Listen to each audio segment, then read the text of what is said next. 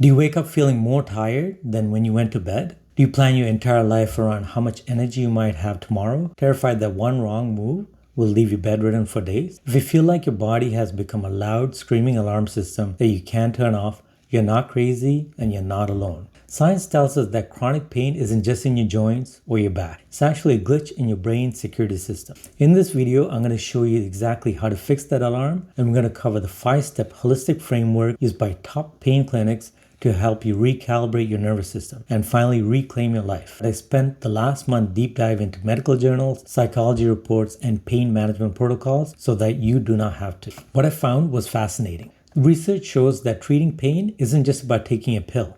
It's about reciprocal pathology. That's a fancy way of saying that pain and mental health are stuck in a loop. Pain causes stress, and stress actually rewires your brain to feel more pain. And it is a vicious cycle. But the good news is, because it's a cycle, we can break it. In this video, I'm going to walk you through the comprehensive 5-part lifestyle system to turn down the volume on your pain. Here's the roadmap for today. The science. We'll explain why you hurt using the car alarm metaphor. The energy.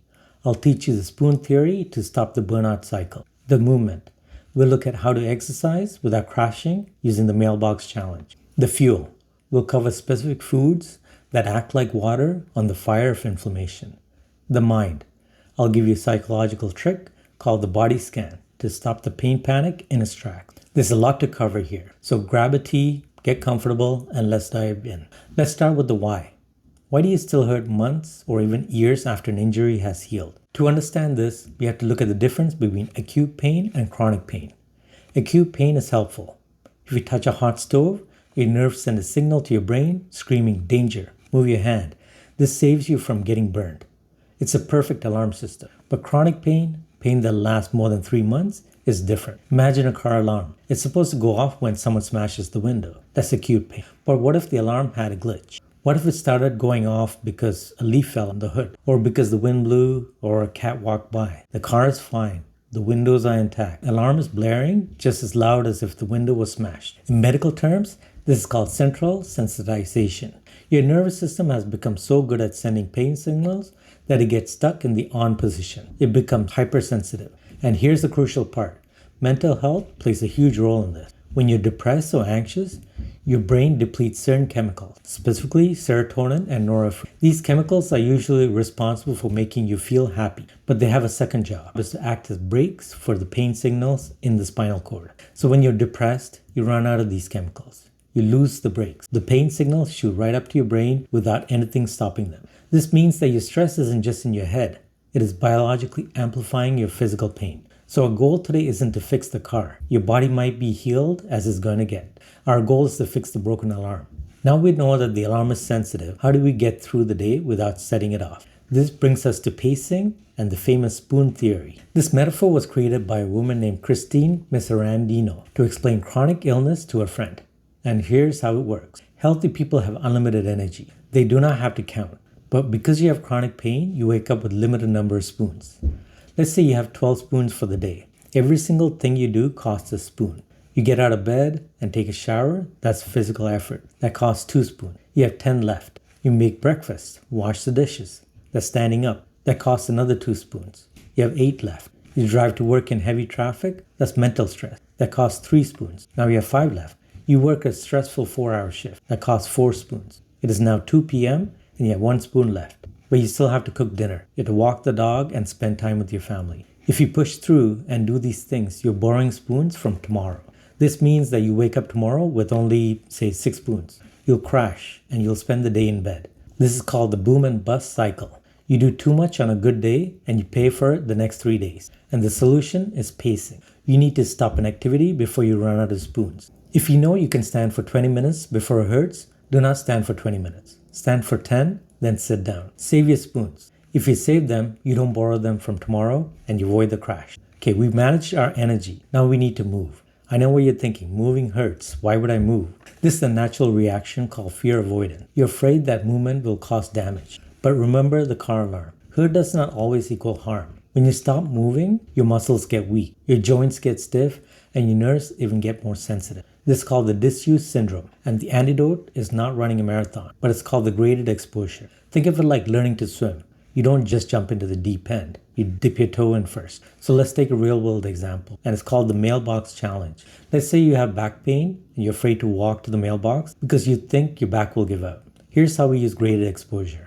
Day 1, you put on your shoes, walk to the front door, touch the handle, and you stop. You go sit down, and that's it. You're teaching your brain that you moved and nothing bad happened. Day 2, you walk out the door to the edge of the porch. You turn around, again you go sit down.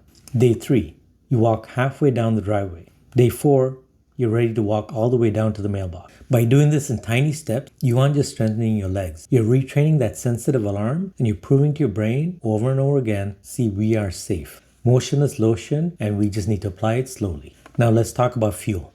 If your body isn't constantly in pain, it is inflamed. Imagine inflammation is a fire burning in your joints. Most of the modern diet, sugar, processed meat, white bread, fried foods, it's like throwing gasoline on that fire. It makes the alarm ring louder. We want to flood your body with water. We want to cool it down.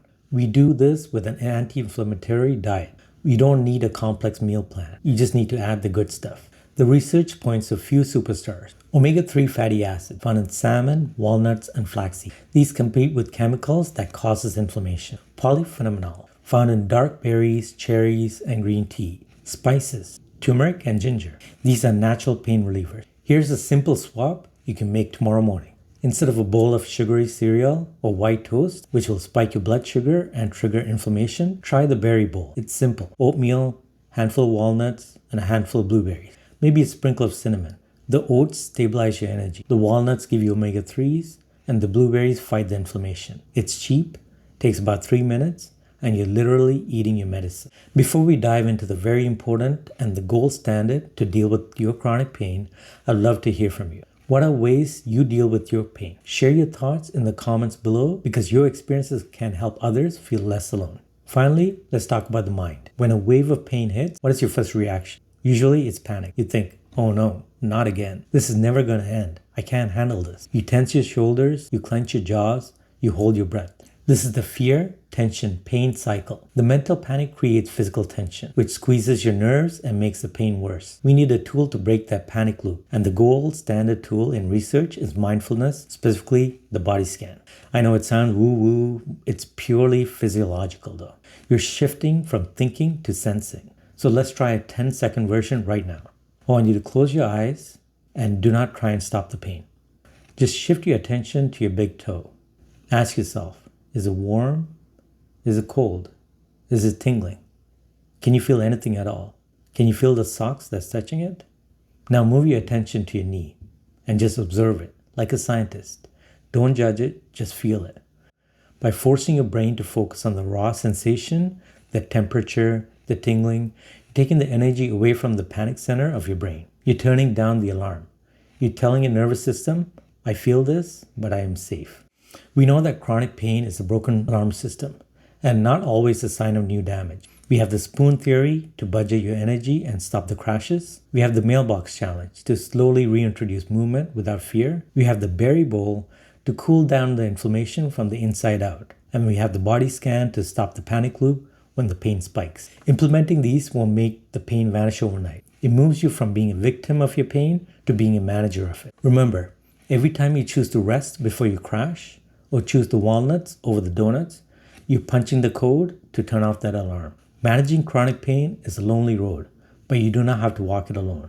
If you found even 1 spoon of value in this video, please hit that subscribe button. It helps us signal to YouTube that people in pain need better, science-backed answers, and it helps us get this information to the people who need it most. And listen, I know that body scan technique I mentioned earlier can be tricky to do on your own when you're hurting. So I actually recorded a full guided 10-minute body scan specifically designed for high pain days.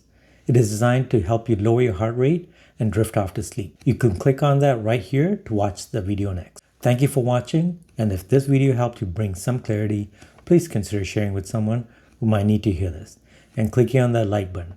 You never know who might help.